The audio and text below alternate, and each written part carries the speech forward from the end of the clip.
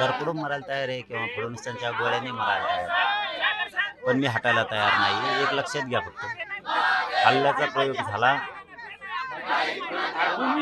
सरकारला तुम्हाला तिघाला पण लय जड झालं. दोन उपमुख्यमंत्री लय जड झालं. राज्यातलं आंदोलन कधीच बंद नाही. तुम्हाला रडकुंड येणार, आंदोलन थांबवतं तरी थांबणार. पाटील, काल काही सकारात्मक पण चेहरा तुमचा दिसला काही गोष्टीवरती, तुम्हाला आशा वाटली काल रात्रीपर्यंत, आता वाटत नाही? बघून आलं आपण, बघू आलं. समाधानकारक ड्राफ्ट मिळत असेल, त्याला मुदतीची अट असेल तुमची? प्राप्त काय बघूया, सरकारने काय सूचना दिल्या त्या बघूया. ऊन आणि त्यांनी आता बोलणं थांबवू थोडं.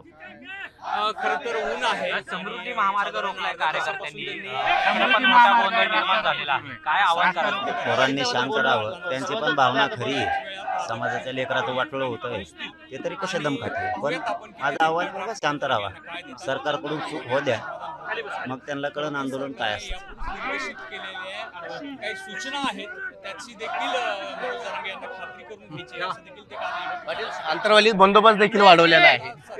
नाही, ते पहिल्यापासूनच आहे, मला काय त्यात शंका नाही. ते वाढवतात पहिल्यापासूनच, पब्लिक लई येते म्हणून. तर आंदोलकांनी शांत राहायचं आणि बंदोबस्त जर त्या विषयाने त्यांनी वाढवला असं हल्ल्याच्या हिशोबानं, तर फडणवीसांना म्हणा मग ती चूक करू नका, तुम्हाला लय मागात पडन. आता हे पण लक्षात ठेवा म्हणा, तुम्ही जर हल्ल्याच्या दृष्टिकोनातून वाढवलं असेल बंदोबस्त, तर तुम्हाला जड जाणार, हे लक्षात ठेवा. तुम्हीच्या किती पिढ्या गेल्या तरी आंदोलन राज्यातलं बंद नाही होणार पुन्हा, हे ध्यानात ठेवा. पण मला नाही वाटत की ते बंदोबस्त त्याच्यासाठी असेल, येणाऱ्या लोकांच्या सुरक्षेसाठी असेल असं मला वाटतं. विखे पाटील तुमच्याकडे भेटीसाठी निघालेले आहेत. बघू, आल्यावर बघू, चर्चा करू आपण. आल्यावर चर्चा इथेच होणार. इथंच होणार, चर्चा इथंच होणार.